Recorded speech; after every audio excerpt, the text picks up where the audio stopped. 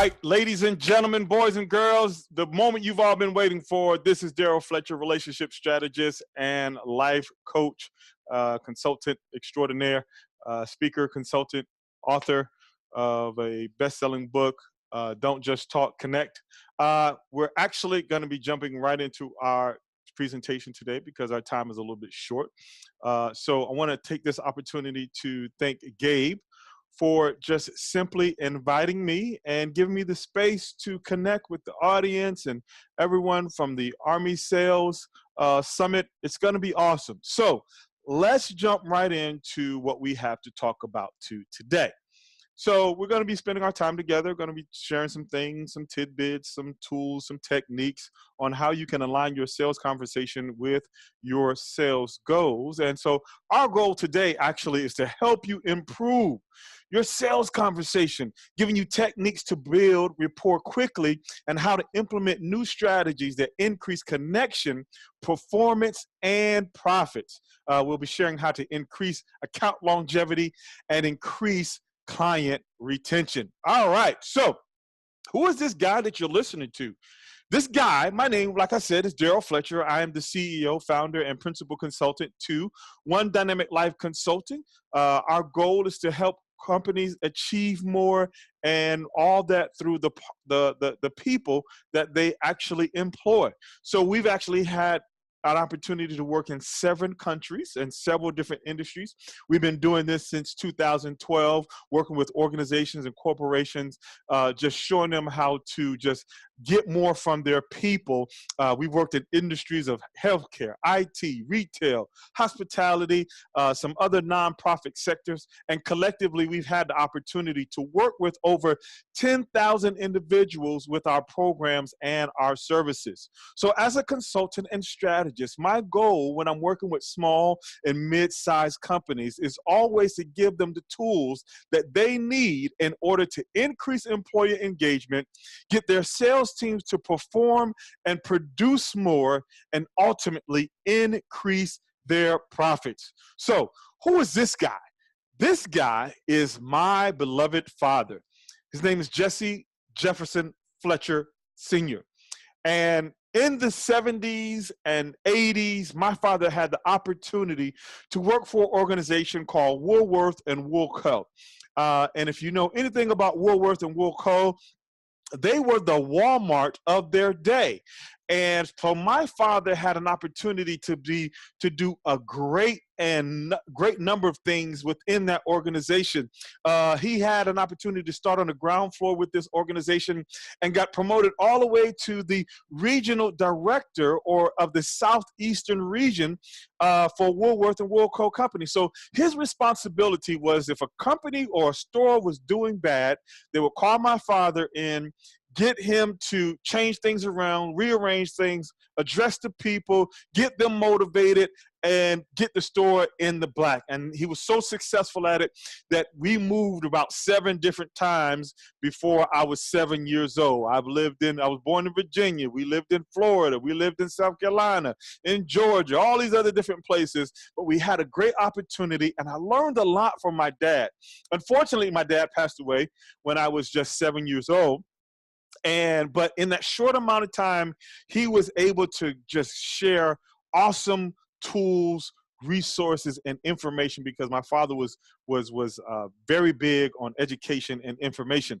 So while other people were writing about Martin Luther King and Jesse Jackson in elementary school, I actually had the opportunity to write about my father because my father was a great communicator, and essentially that's what I do today, help other organizations improve the quality of their communication within their organization in order to increase their bottom line. So I got a question for everyone that's on the line. Have you ever heard of this guy or these guys? They are what we call the sock monsters. So essentially, I'm pretty sure it has happened to you once or twice. You've had an opportunity to put 2 socks into the washing machine, but you only got 1 sock from the dryer. Where are these socks going? What is happening with these socks? And I am here to tell you, it's these guys. These are the sock monsters. And the sock monsters are guilty of the following things. They cause frustration because you know you put 2 socks in the washing machine, but somewhere between the washing machine and the dryer, you realize that you have been robbed.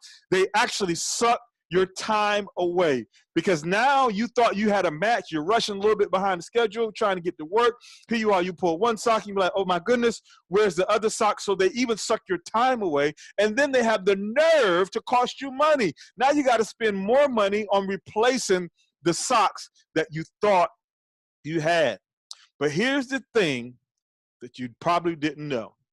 The sock monster has a cousin named the sales monster. Yep, the sales monster. The sales monster is guilty of the same thing. He causes us to have so many different breakdowns. Here are the effects of the sales monster. He causes frustration because you didn't close that sale or you actually lost a client. He sucks away your time because you spend your time pursuing the wrong client, or maybe you spend a lot of time and energy into a client and you still didn't get them. And now you got to spend more prospecting dollars to find new clients or go back to old clients and rehashing different things. So essentially the sock monster and the sales monster, guess what? They are first cousins. And so with them being first cousins, they do essentially the same thing. So I got a question for you. What would your pipeline look like, or what would your sale performance look like if you were able to close more deals and build better relationships? That's my goal today. My goal today is to help you understand what is it going to take for you to close more prospects and build better relationships. Because at the end of the day, we have to build better relationships. We have to establish a rapport, and we have to have better sales conversations in order to close more deals. So I shared a little bit with you about who I was, my organization, but I want to give you a little bit more insight onto who I am and what do I do. I am 6'7", and at being 6'7", yes, I did play basketball, semi-college and semi-pro. And at 6'7", my hand, when I raise it to the sky, it is 9 feet. And the average person or average male is about 5'10".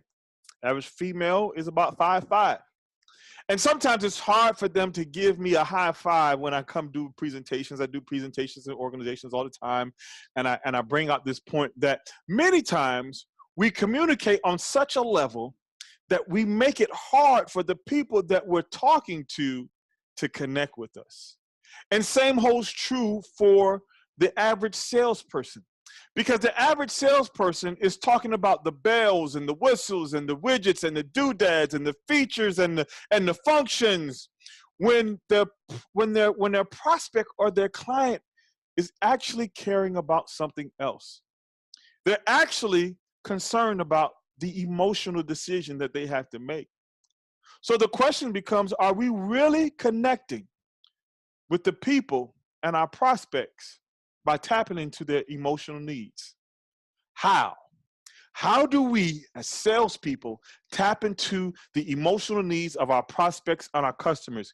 You may have a sales manager breathing down your neck, telling you to dial more, or breathing down your neck, make more sales calls, and you're under a lot of emotional pressure. So therefore, you put the people that you're on the phone with under emotional pressure. And so no one's emotional needs are being met.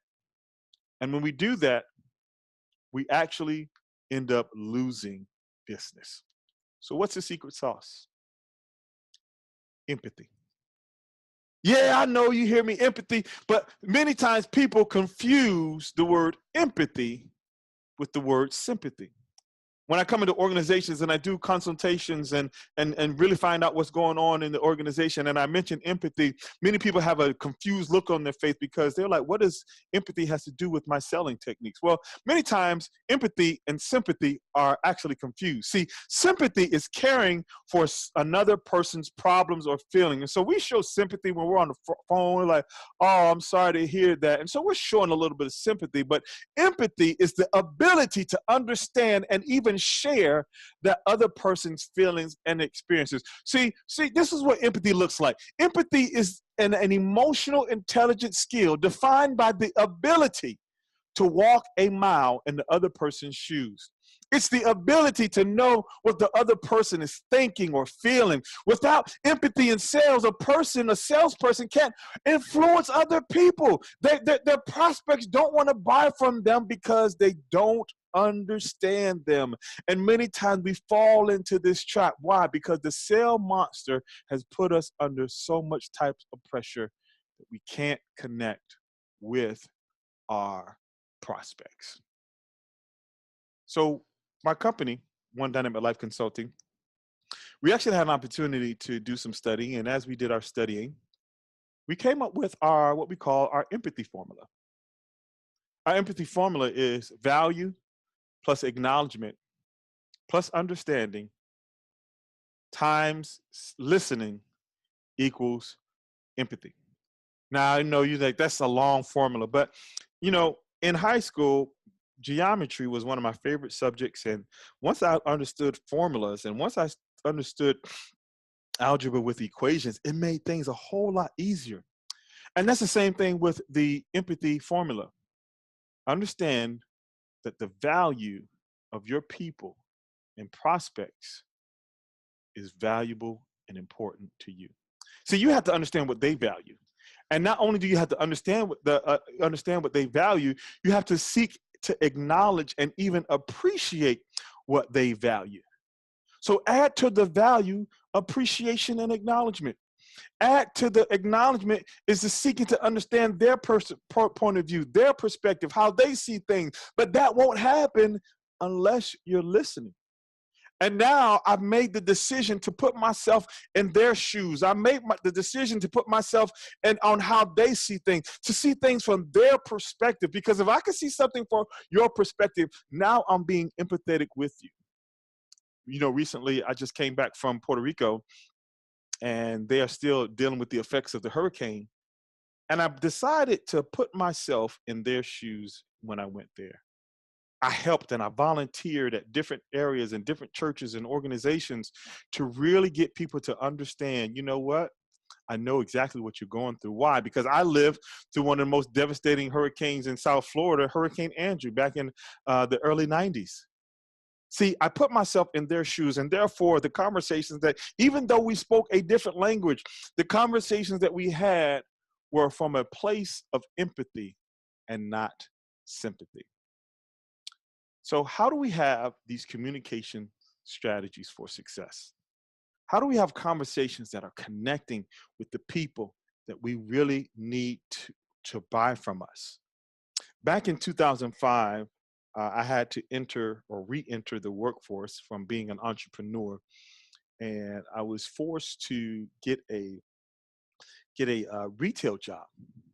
And so that was in June of 2005. And so in June of 2005, I re-entered the workforce, but by September of that same year, 2005, I was promoted to manager. And so people were like, well, you got people who have been here longer than you. You got people who have been here, who are older than you. How were you able to fast track that management? It was by having conversations and not just transactions. Many times we get into a situation that we're just worried about the transaction. So I would do things like, rather than saying to someone, hey, how was your day? I would ask them, what made you smile today? It was an alarming question, and a disarming question, but it established a rapport so much quicker. Because if you ask somebody, hey, how you doing? They're going to say, fine, good, I'm all right, whatever. But if you ask someone, hey, what made you smile today? They now had to dig into their memory bank of a great feeling. And they had now associated that great feeling with the question or the connection or even the conversation that you've had with them. And now you begin to establish a rapport. So I wasn't like the other people within my department. I wasn't just trying to get them to the cash register. I just wasn't trying to, get the sale. I was actually trying to build something. So how do we do that? Let's say, imagine with me that these circles represent the communication styles or personality styles of the people we have to come in contact with. And you are the top left circle, that little light gray circle, right? So you have the opportunity to maybe speak to 100 people.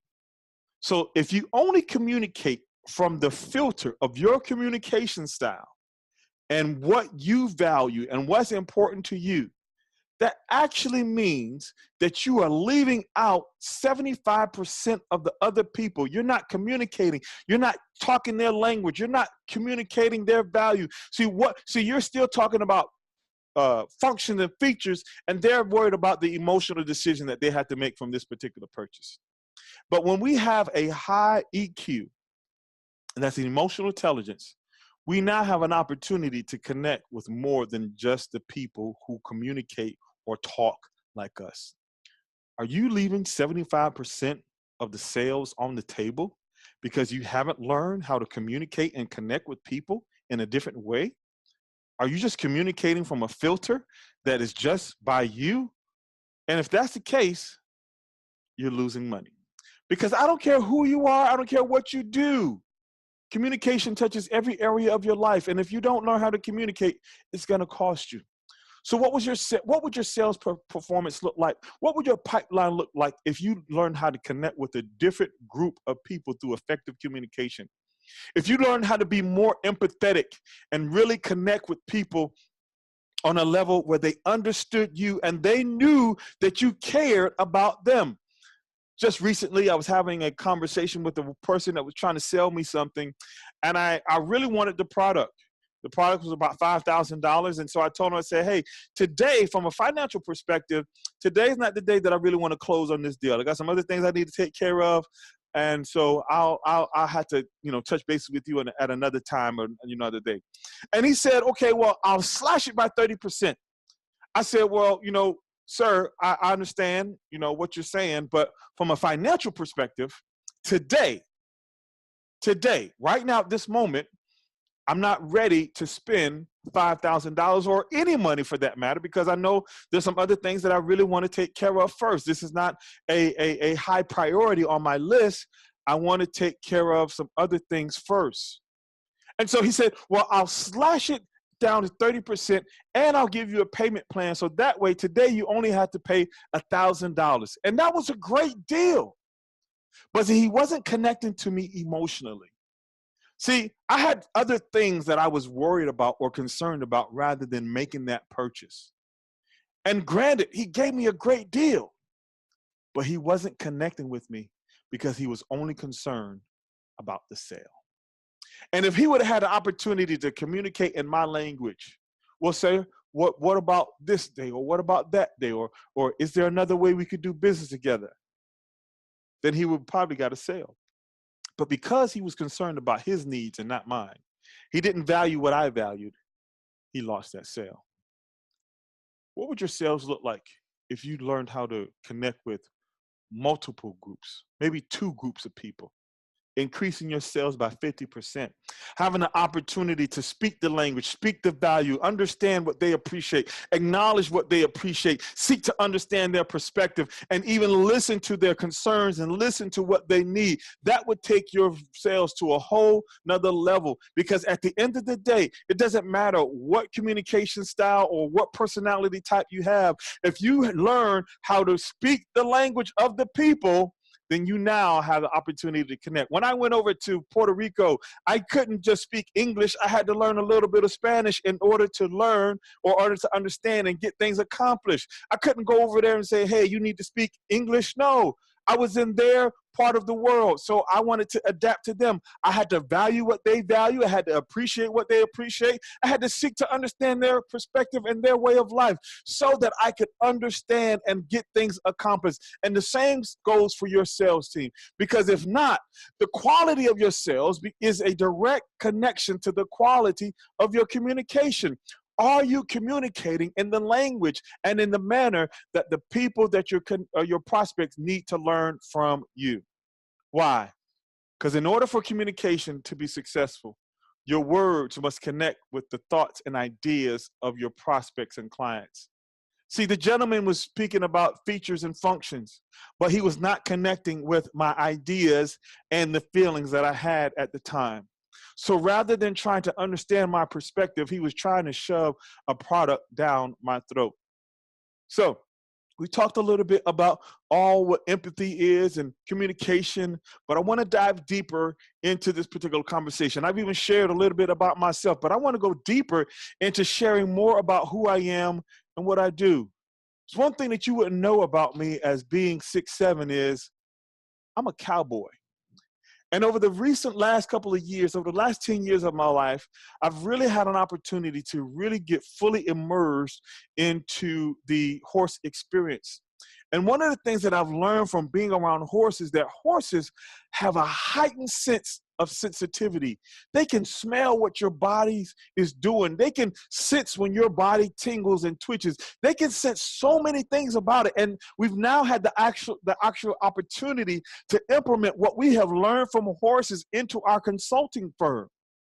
And so we bring leaders out to our ranch. We bring leaders out to our farm. My mother owns a bed and breakfast in the southeastern part of Atlanta, or southwest part of Atlanta. And we bring people out there. They spend a day. They either spend a half a day or a couple of days, and we take their leadership through a couple of techniques on being more empathetic. And here's the thing: opposed to traditional methods of consulting and coaching, working with horses provides individuals instant feedback of their emotional intelligence and effectiveness. See, they become more aware of what their body is doing. Yeah, the sales leader has tried to pump them up in the meeting and get them to make more sales calls and get them excited about what's happening next. But guess what? They're really scared. They're really intimidated.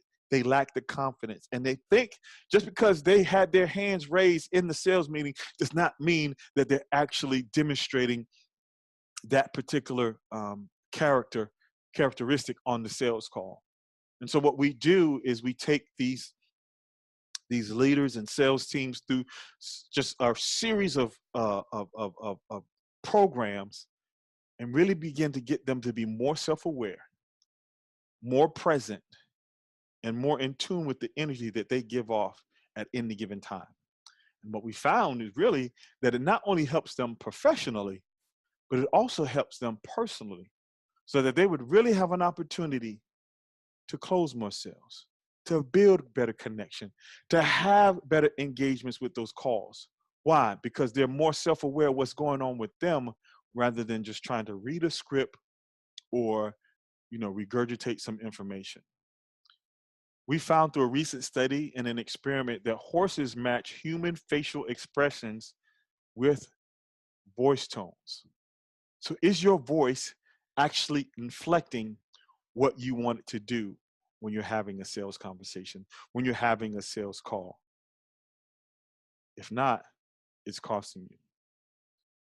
See, horses possess a high communication capability to express their feelings.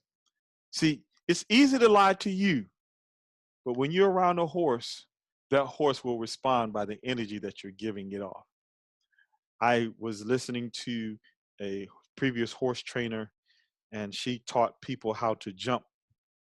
And so she's watching this young lady on the horse getting ready to jump this ramp. And when the horse got to the ramp, he stopped. And when he stopped, she asked the young lady on the horse, she said, "Were you scared?" She said, "No, I wasn't scared." "Well, you look scared." See, your mouth is saying one thing, but your body is doing another. And in order for your sales conversations to align with your sales goals, you have to be in alignment and be present and be within your mind, your mouth, and your movement all in the same thing. From being a horse person a couple of years ago, I was at this particular barn, and most of the people at the barn were men. And there was this one particular horse that was a huge horse. And he had thrown everybody off the horse. I mean, he had thrown everybody off that had an opportunity to ride him. He was huge, he was big, and everybody was scared of him. And so I asked the owner, I said, "Hey, can I ride your horse?" He said, "Sure." So I didn't ride the horse immediately. So for 7 days, I put on a particular cologne and I gave the horse treats for 7 days. And then come on the 8th day, I said to him, I said, I'm ready to ride. So I entered into the stall, a 10 by 10 stall, just me and this big horse. I gave him an opportunity to smell me. I was relaxed. He was relaxed. I was calm. He was calm. I was engaged. He was engaged. So I put the saddle on the horse. I put the bit in his mouth, put the halter on. I put my left foot in the stirrup and I threw my right leg over into the saddle and the horse shook like he was about to buck. But he remembered the connection that we established.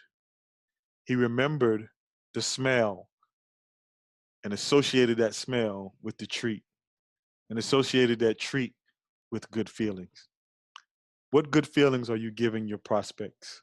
What good feelings are you giving your clients?